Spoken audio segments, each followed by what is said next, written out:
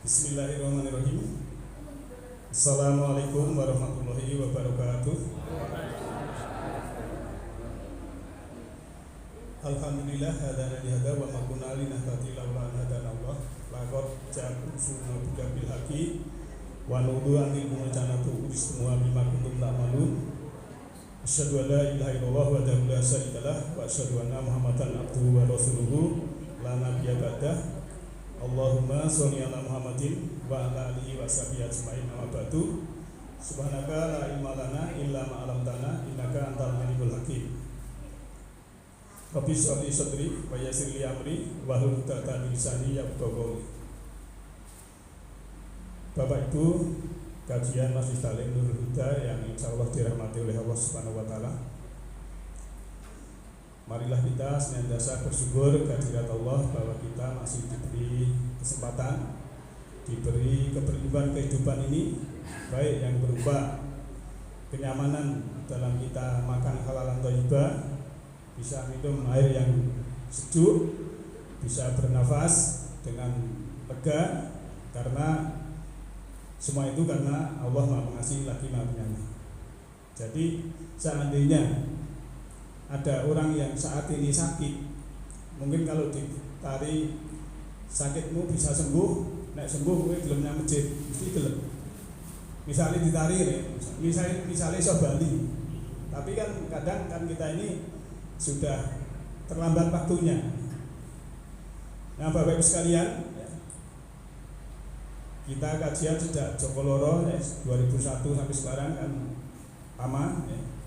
Maka sisa-sisa umur kita, ya, khususnya saya ini kan kalau tiba Rasul kan 23 tahun berdakwah, menyampaikan, dan ini teknologi sudah maju. Alhamdulillah kita sudah bisa upload di YouTube, dan itu ada room juga kajian di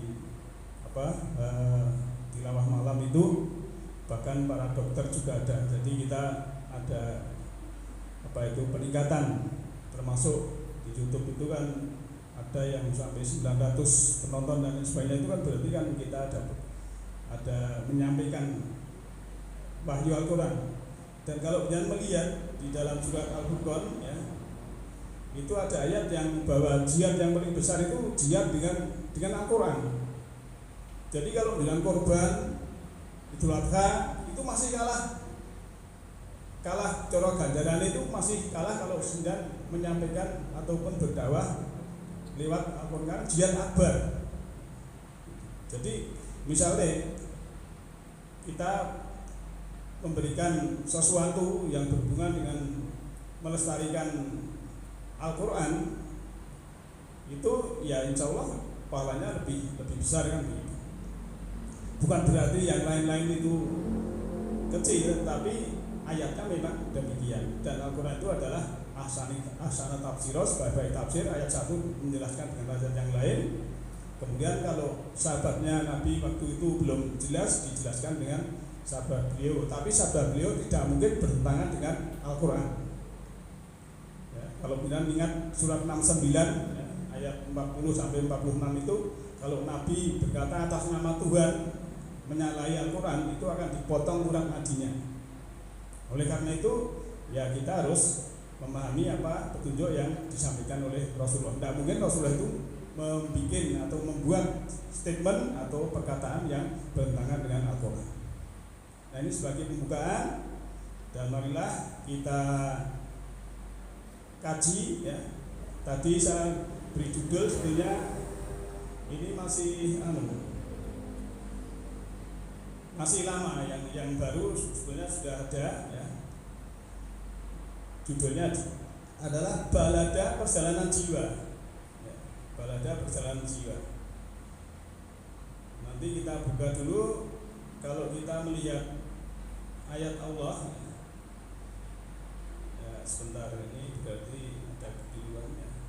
Tolong Mas Yudi di dulu ya. Ininya begini ya. Yang sudah saya lihat di sini, ya, sudah lihat ya, ini ayatnya, bahwa kita manusia ini sekali lagi ada kitab rekaman yang namanya malaikat ya. Malaikat itu sebetulnya kalau kita memahami secara konsep, secara ilmu astronomi, kosmologi, juga ilmu fisika khususnya, ternyata diri kita ini terdiri dari molekuler, dan yang namanya molekuler itu juga bagian dari malaikat yang ada di diri kita ini sudah merekam perbuatan kita. Jadi sudah merekam perbuatan yang ada di dalam diri kita. Nah, oleh karena itu kalau kita sudah memahami yang demikian, berarti apapun yang terjadi itu punya tanggung jawab sendiri-sendiri. Jadi kalau nanti memahami sesuatu kemudian kita menyalahkan yang lain, misalnya saya begini karena kamu begitu, harusnya saya begini karena ini adalah konsep pilihan saya. Kalau selama kita masih saya begini karena kamu begitu, itu nanti akhirnya kita, kebahagiaan kita terletak di dalam orang lain, di diri orang lain, bukan pada diri kita sendiri. Maka di sini pentingnya yang saya sampaikan adalah meniti ke dalam diri.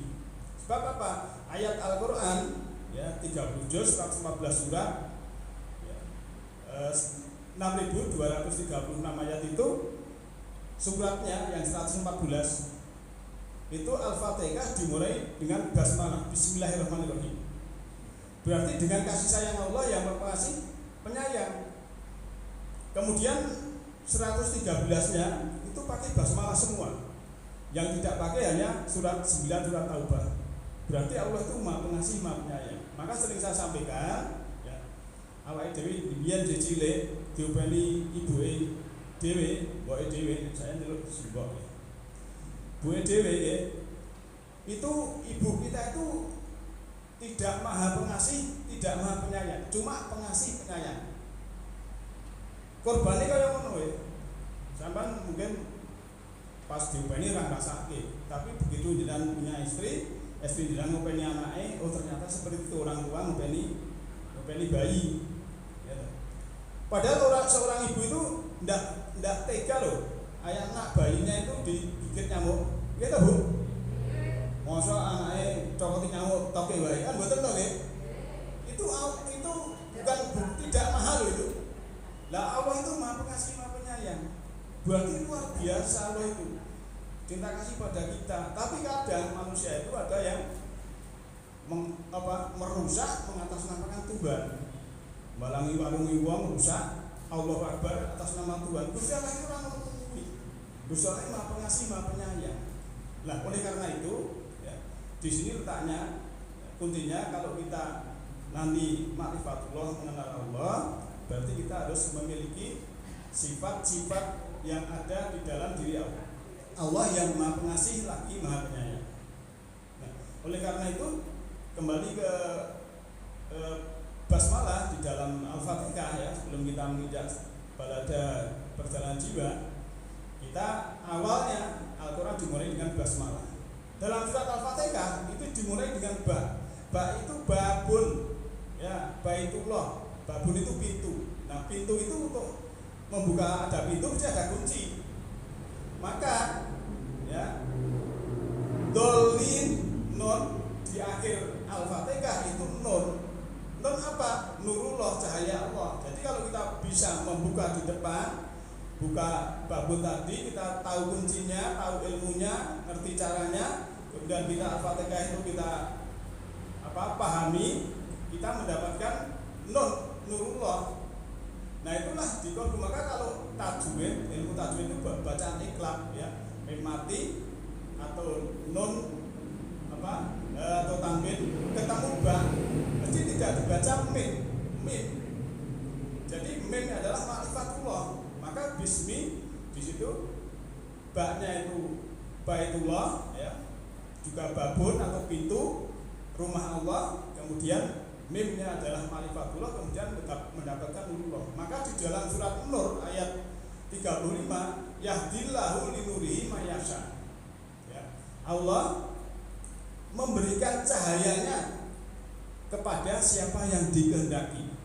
Nah, siapa yang dikehendaki ini bukan berarti Allah pilih kasih. kasih, kayak cahaya itu bukan. Siapa yang mendapatkan cahaya dari Allah? Yang mereka itu yang berkehendak. Seperti di ayat lain, Allah itu menunjuki, memberi petunjuk kepada siapa kehendaki. Itu maksudnya orang yang berkehendak mendapat petunjuk akan mendapatkan hidayah Allah. Termasuk siapa yang ingin Allah luaskan rezekinya, ya orang yang berkehendak diluaskan rezekinya. Kalau enggak ya Allah tidak, kan begitu. Nah, oleh karena itu kita ya, sebagai manusia yang sering saya sampaikan, kita punya tubuh, punya pikiran, punya jiwa, ya. Dan aslinya kita, aslinya awake dhewe iki, janjane jiwa ini itu bukan ini kalau gegernya. Kalau cuma gegernya ini nuwun sewu, Pak, sing paling sepuh misalnya Mbah sinten? Mbah Sabto atau Mbah Darso niku duwe foto, ya.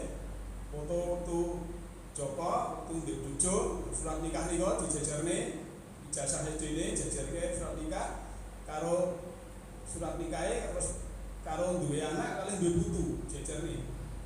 Kok beda janjane sing jenenge Sabto, sing jenenge Darso ki sing ndi? Kan kleru kabeh niku. Nah itu casing saja, cuma kendaraan.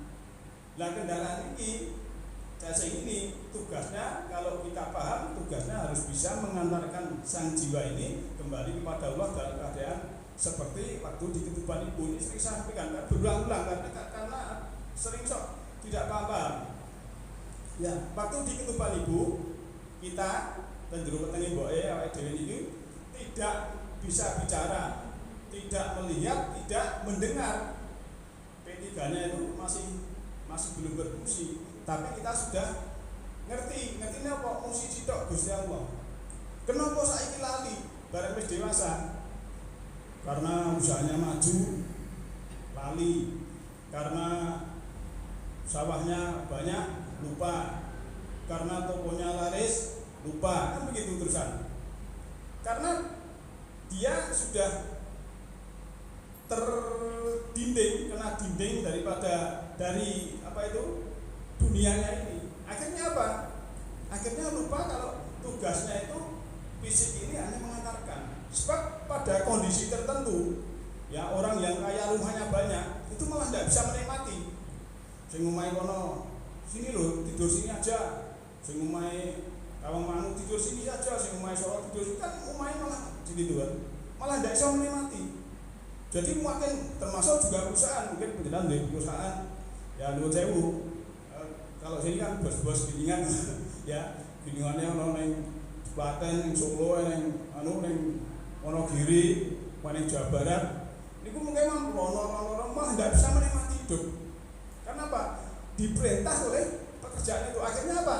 Kadang banyak orang lupa dengan fungsinya jasmani ini untuk menuju kepada Allah, jalan pulang. Nah inilah yang perlu kita sadarkan, maka kita harus meniti ke dalam diri siapa yang tidak kenal dirinya, tidak kenal Tuhannya. Jadi mungkin YouTube kita yang terakhir ini kan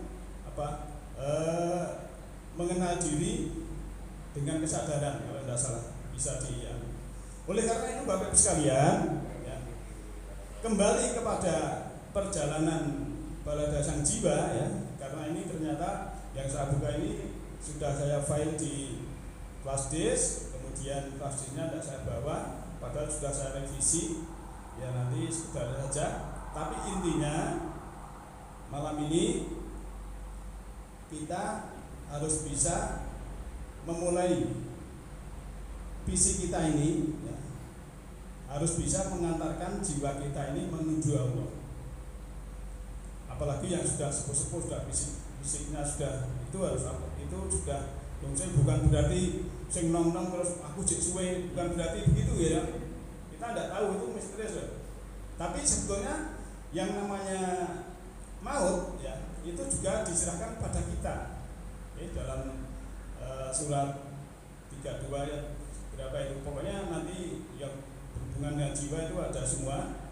Karena apa Bapak Ibu sekalian, ya, tugas jasmani kita supaya bisa mengantarkan sang jiwa ini karena iman-iman. Kalau sudah diberi casing yang baik, kesempurnaan, tapi tidak bisa dimanfaatkan sebaik-baiknya, akhirnya apa? Akhirnya yang rugi itu belakangan. Sebab apa? Biasanya orang itu gelo ini barangnya wis ra ono. Maksudnya piye? Misalnya sekarang ini saya atau dengan saya ya, orang lain gitu misalnya sakit stroke misalnya, ya itu mungkin setelah dia kena stroke bisa merasakan oh ternyata ya waktu sehat itu enak sekali, kan begitu. Atau orang yang mungkin sudah kena penyakit yang lain itu ternyata waktu sehat itu kesempatan sekali. Maka kalau ada orang yang minta rezeki pada Allah dalam keadaan yang sangat ijabah, itu kalau menurut penelitian saya dalam Al-Quran itu ya masih muda, masih kuat, masih bisa bersaing, masih kesempatannya masih yang. Tapi kalau misalnya sudah tua seperti saya, berdoa minta rezeki yang seperti ini tidak sudah ijabahnya kurang, tenaganya sudah nggak mampu bersaing, sudah nggak mampu, kemudian yo sing digoleki nggo apa toh, misalnya kan begitu. Walaupun menurut saya itu orang nek wong nyawang wah anake entas kabeh ya mungkin wis penak gitu. Padahal saya duwe tanggungan. Mertua saya itu sudah tua semua, saya harus golek rezeki juga begitu. Misalnya demikian. Jadi orang kadang seperti itu. Nah, oleh karena itu Bapak Ibu semua ya, kita dalam hidup ini ada yang namanya sekolah kehidupan. Sekolah kehidupan ini titiknya nanti di akhir. Nah, ini kita harus mengerti tujuan hidup. Nanti Mas Budi kalau saya bilang dibuka saja Al-Qur'annya ya, surat 67 ayat 2 bahwa hidup ini adalah ujian. Ini mengulang ya. Hidup ini ujian. Bisa kalau Ibu bisa dicatat nanti dibuka di rumah sendiri karena di sini tidak ada. Karena apa? Filenya saya sendiri lupa. Ya enggak apa-apa. Jadi tujuan kita salah satunya di samping untuk mengabdi pada Allah dalam surat 51 ayat 56 ya, surat Dariyat ayat 56 itu kan auzubillahi minasyaitonirrajim wa ma khalaqul jinna wal insa illa liya'budun. Itu jelas ya, tidaklah diciptakan jin dan manusia kecuali untuk ibadah. Itu satu. Yang kedua adalah kita diciptakan itu sebagai ujian. Ya. Surat 67 surat Al-Mulk ayat 2. Waladzi khalaqal mauta wal hayata liyabluwakum ayyukum ahsanu amala.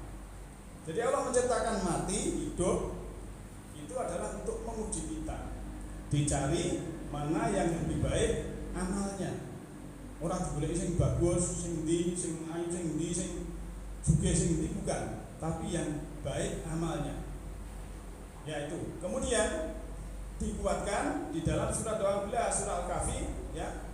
Ayat 7, di situ juga kita di bumi ini adalah diberikan ujian. Ujian apa? Ya ujian termasuk ujian kehidupan ini.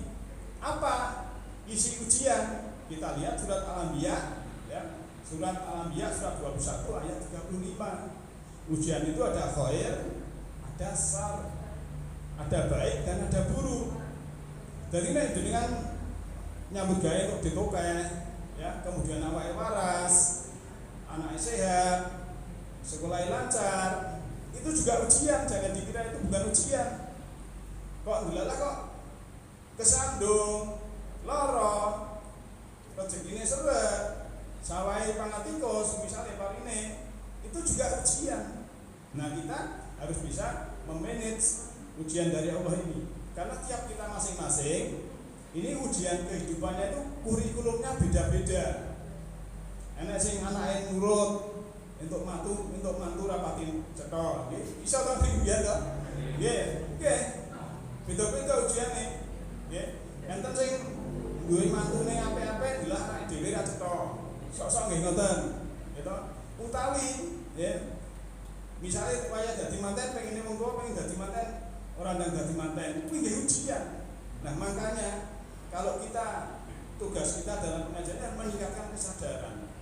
Apapun yang datang kepada kita, baik menyenangkan atau tidak menyenangkan, sakit atau sehat, ya rezeki lapang atau sempit, itu bisa kita olah dalam pikiran kita menjadi nyaman.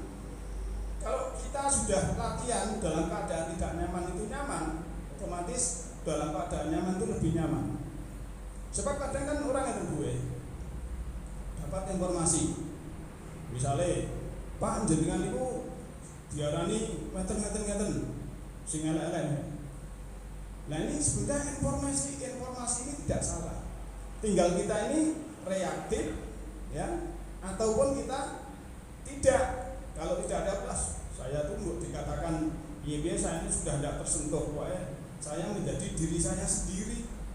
Tidak apa-apa dikatakan saya jadi RW jelek, tidak apa-apa, tidak masalah itu, tidak tersentuh bagi saya itu kan, makanya gitu. Tidak enak, nyaman.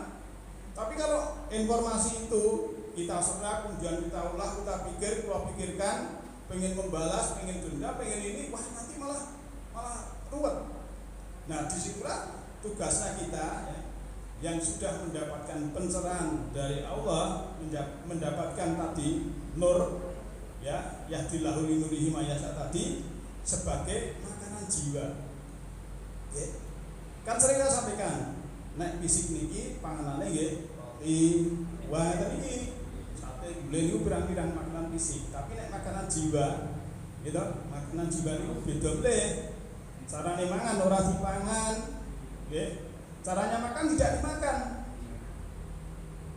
Kalau yang mengikuti kajian saya di online mesti tahu caranya makan piye sinten sing saged jawab. Bener iso jawab berarti enggak tahu.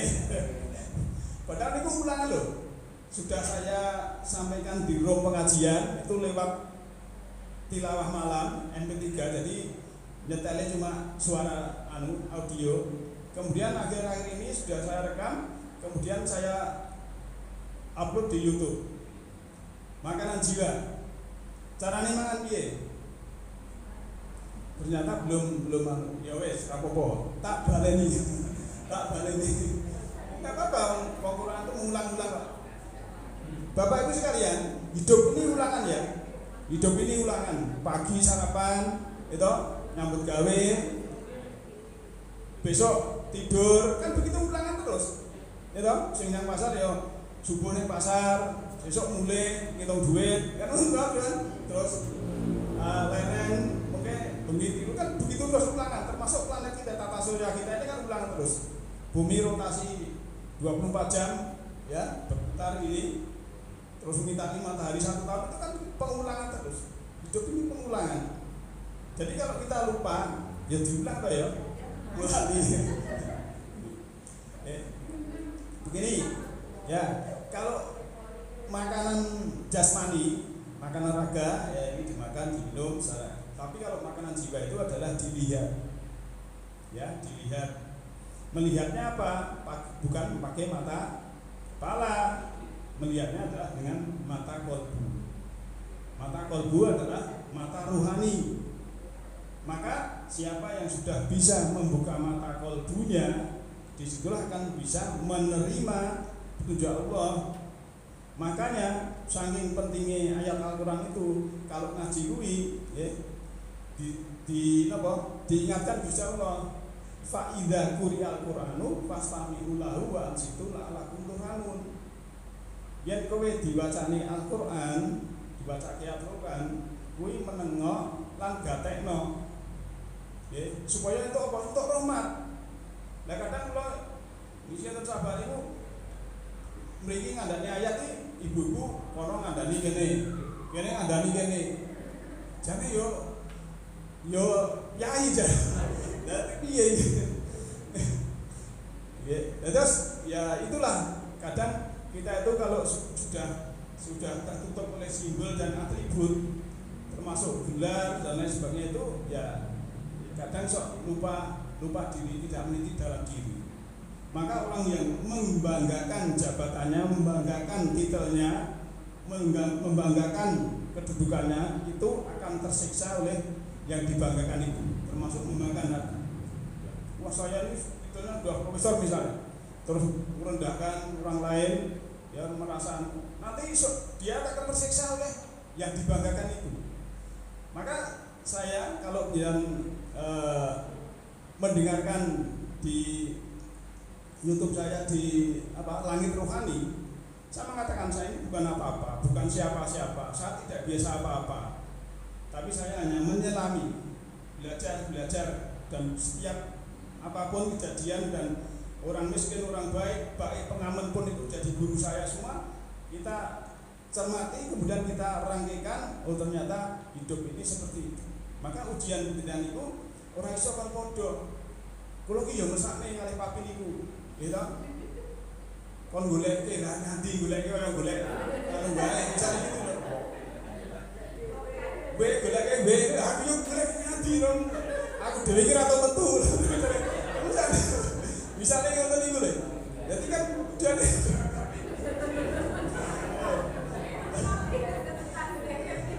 kayak Pak Ahmad Cak sini yo mikir nih,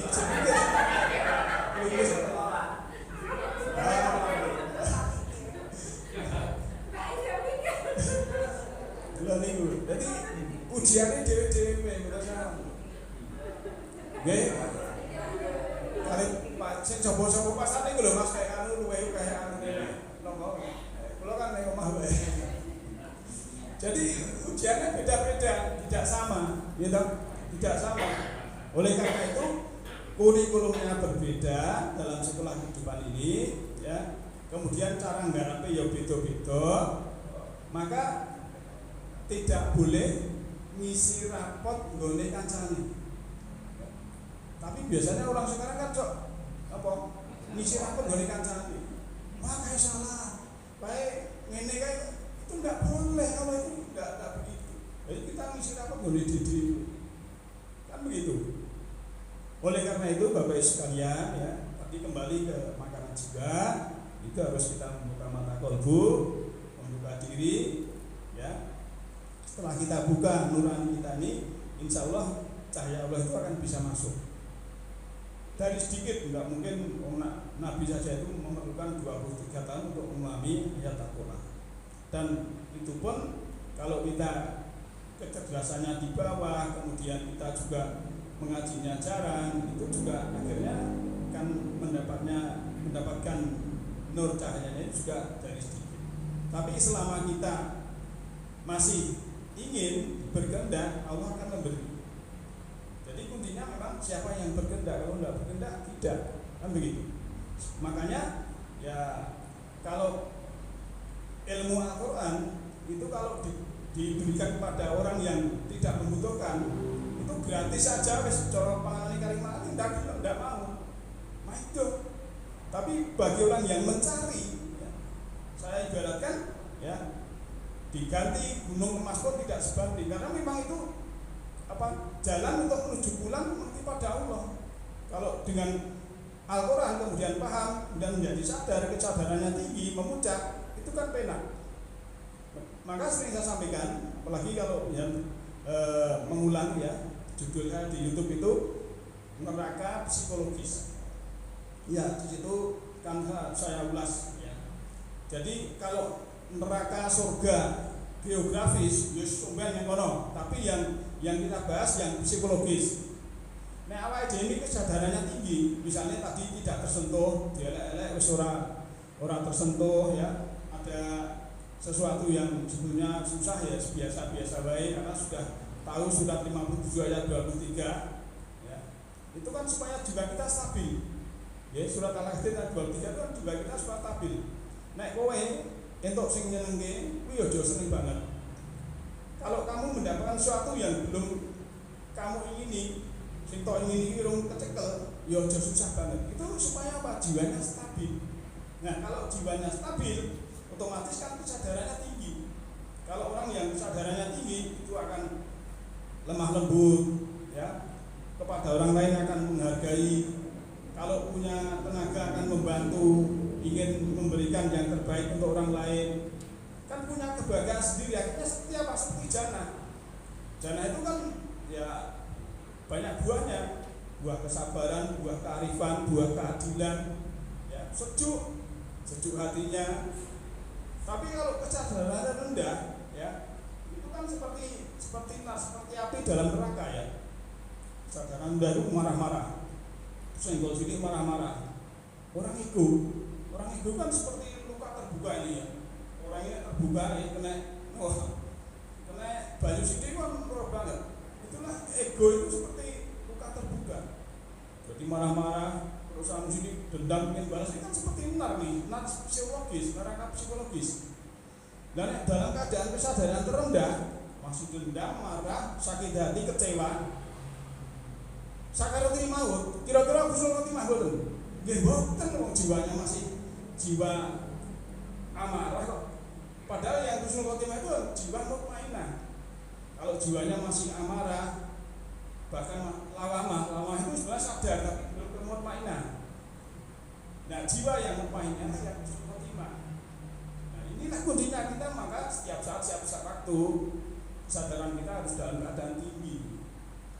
Kesadarannya tinggi, akhirnya apa? Kita itu sudah mengerti sifat Allah, pengasih, penyayang, lembut, cinta kasih, damai, ya, humanisme. Jadi tidak ada sekat-sekat yang mendindingi ataupun sekat-sekat yang bisa menjadikan diri kita ini terjerembab. Maka sering saya sampaikan juga, saya istilahkan, ya, orang itu kalau dalam penderitaan itu kan masalahnya begini, yang dicintai itu digenggam, yang tidak dicintai ditendang. Ini suatu penderitaan juga. Sing pokoknya sing ora padha karo aku. Kabeh misalnya itu. Nah, ini kan, tapi yang sama dengan saya ini yang surga, seakan-akan sudah, ini kan tidak boleh. Ini termasuk kesadaran rendah. Padahal Nabi itu apa? Ya, kalau dengan lihat sejarah dakwah ke Taif itu dibalangi, getahen ceritanya ngoten, tapi ya tetap sabar, tidak membalas. Ada lagi cerita Gubernur Gora itu nek yang pasar nang Poniwa ada orang yang meludahi, kan tahu cukup ya cerita tadi itu ya. Nah, itu tidak membalas, bahkan malah memberi makan. Coba. Tapi kadang kita umatnya yang mengaku ini Pak Nabi, kadang sudah pada yang nama sunnah Rasul itu dalam 3321, apalakot karena lakum fi Rasulillahi uswatun karena liman karena yarjullah wal yawmal akhir. Yaitu bagi siapa yang iman pada akhir dan kembali pada Allah. Liko itu kembali pada Allah, itulah salah satunya. Caranya piye? Maka Nabi dan Rasul kebanyakan, ya, Nabi dan Rasul kebanyakan itu mengalami dulu dalam dia mencari Tuhan beragama. Jadi mengalami spiritualnya, kemudian menemukan Tuhan, mendapatkan petunjuk, baru menyampaikan. Tapi kalau kita misalnya sekarang ada seorang anaknya wong sugih didik sekolah ke, gitu, begitu jauh banget ditele, terus mulai ngajar agama. Ini kan belum pengalaman, spiritualnya belum pengalaman. Kalau kita melihat Nabi itu harus pengalaman dulu, mengalami apapun dialami. Dan ulung nate rumah tangga kok, melangi rumah tangga kan ya tetap beda kok ya. Nah itulah, maka kita dalam sesuatu ini, ya, kita harus mengalami sendiri. Kalau kita mengalami sendiri, termasuk kita membuka ayat itu mengalami sendiri, itu ternyata beda. Oleh karena itu Bapak semua, kembali pada sang jiwa kita ini, ya, jiwa kita ini harus kita manage makanannya. Surat Al-Kahfi, ya, dari ayat 16 sampai 18 itu kan Ashabul Kahfi masuk gua itu kan ada sesuatu, cari makanan ke pasar, ke kota. Nah makanan itu caranya di situ bukan dimakan tapi dilihat. Absor itu termasuk itulah makanan jiwa yang tidak basi puluhan tahun, itu namanya makanan jiwa. Maka sebetulnya hari raya termasuk hari Id itu dalam Al-Quran itu ada satu ayat dalam surat Al-Maidah ayat 114 itu menyebutkan Id waktu umat Nabi Isa minta hidangan dari langit, kemudian dikabulkan. Lah hidangan dari langit ini bukan sate gulai mak duduk turun kondur leang-leang, ya, tapi ini adalah makanan jiwa. Jadi kita harus membedakan ya, makanan jiwa dan makanan fisik. Karena yang dirembuk Al-Quran itu kebanyakan makanan jiwa. Kalau makanan fisik itu juga semua, cuma surat Al-Baqarah 138 sama 172 kalau makan halalan thayyibah misal gitu. Halalan thayyibah ya kita yang halal yang thayyib. Kalau misalnya saya itu kalau makan daging itu apa yang lebek ya aja makan daging. Itu tiap diri kita ujiannya juga beda-beda. Tidak sama dalam hal makanan pun. Kita harus menyelesaikan kurikulum kita sendiri-sendiri. Nah, Bapak Ibu sekalian, kita dalam sekolah kehidupan ini, satu tadi tugas kita selaku manusia adalah mengabdi, ya, surat 51 56, yang kedua adalah kita menyelesaikan ujian, ya. Maka dari itu sering saya sampaikan juga tugas kita di dunia ini, satu adalah meluruskan yang bengkok, kemudian yang kedua adalah membayar hutang jiwa kita, kemudian yang ketiga adalah merampungkan pekerjaan yang belum selesai. Karena apa? Karena supaya apa? Supaya bisa husnul khotimah, dia harus memberikan pelayanan kepada siapapun, memberikan kasih sayang dan memaafkan. Tapi kalau selama hidupnya tidak memberikan pelayanan, kemudian selama hidupnya juga tidak ada kasih sayang, adanya cuma dendam, sakit hati, marah, kemudian juga belum memaafkan, itu ya jadi penghalang. Akhirnya apa? Dalam surat ini disebutkan bahwa manusia diciptakan dari ahsani taqwim, sebaik-baik bentuk. Tapi kalau tidak bisa mempertahankan, ya, tidak bisa mempertahankan jiwanya ini menjadi jiwa yang seperti di kandungan ibu di ketuban tadi, dia akan menjadi asfala safilin. Asfala itu isim, tapi isim a'dham. Kalau bahasa Inggrisnya superlatif, bawah yang paling bawah. Ya, ini bisa mulai dhewe bentuknya hewani, bawah yang paling bawah itu apapun. Ya, manggulai kira-kira apa? Padahal kita sekarang ahsani taqwim. Ini Al-Quran loh ya. Kalau kita tidak bisa mempertahankan jiwa kita yang sekarang sudah diberi bentuk yang sangat luar biasa, fisik yang sempurna, nanti kita akan jatuh menjadi asfala safilin. Maka ini harus menjadi renungan kita. Oleh karena itu maka Bapak Ibu sekalian, pada malam hari ini sebagai awal kajian, bisa renungan, bisa ngajinya cuma malam ini tok, besok wis ora, itu wis duwe napa? Wis duwe gambaran. Jiwaku iki tak hantarke karo fisikku iki supaya baline Gusti Allah iki iso sempurna. Aku kudu ngilangke dendam. Aku kudu ngilangke nesu-nesunan, marah-marah.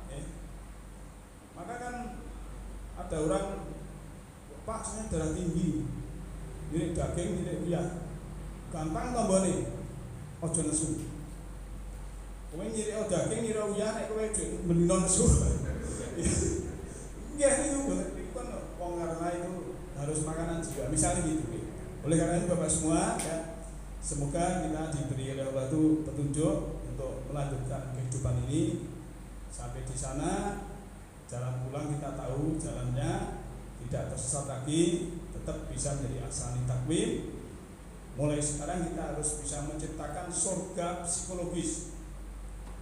Ya, tadi saya gambarkan surga psikologis itu, ya kita harus dalam kesadaran tinggi, kesabaran tinggi, kearifan, keadilan, kemudian melayani, memaafkan, dan kasih sayang. Kalau itu kita sudah minit dalam diri kita, walaupun kita disakiti orang lain, ya kita anggaplah itu pelaku ujian, tidak usah kita balas. Dan ayatnya memang begitu. Bahkan sering saya sampaikan, kalau ada orang ngeluh, Pak saya gini, ngeluh lagi, Pak saya gini, ngeluh ngrungokne iki ya penak mboten kok Bu nek wong ngeluh anak kita ngelek niku kan mboten penak kok dirungokne nggih. Mboten penak Pak lho. Maka agama Al-Qur'an memberi jalan.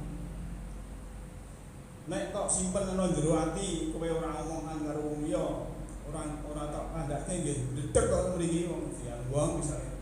Ning nek tok keluhke nang wong liya, wong sing ngrungokne ora seneng, ora penak. Maka kuncinya adalah memaafkan. Selesai. Jadi ada orang gini-gini, ya wis tak maafkan, sudah selesai. Nah, di sinilah kuncinya. Maka Allah memberi maaf, termasuk ciri orang takwa itu memberi maaf. Kalau ngakuni takwa kok dendam, sakit hati, kecewa itu berarti perlu ditanyakan ya, parameternya ketakwaannya.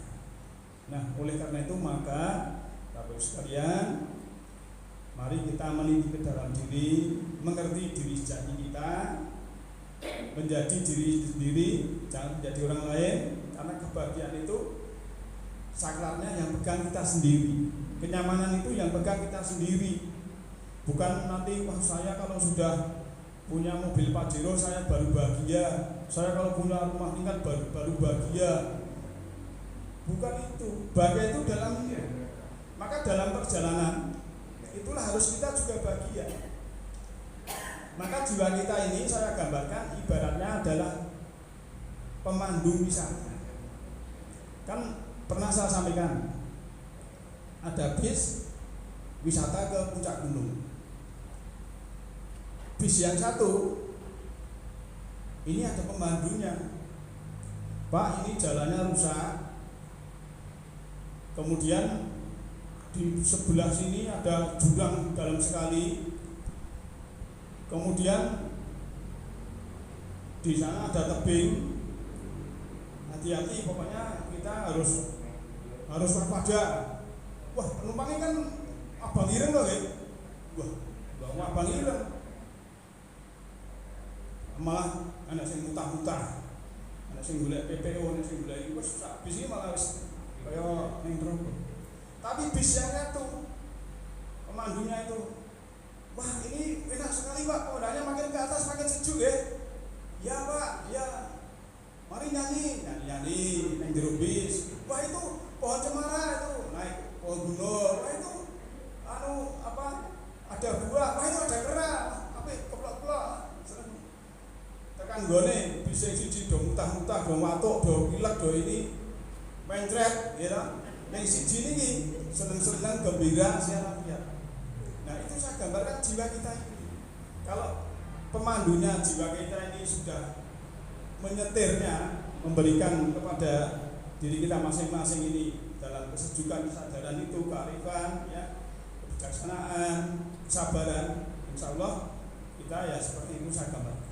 Tapi kalau jiwa kita ini malah kita berikan kesadaran yang rendah, kita masih marah-marah, benci, sakit hati, kecewa, dendam dan lain sebagainya, nanti akan menjadi benar atau neraka psikologis. Nah, oleh karena itu Bapak Ibu sekalian, semoga yang sedikit ini ada manfaatnya.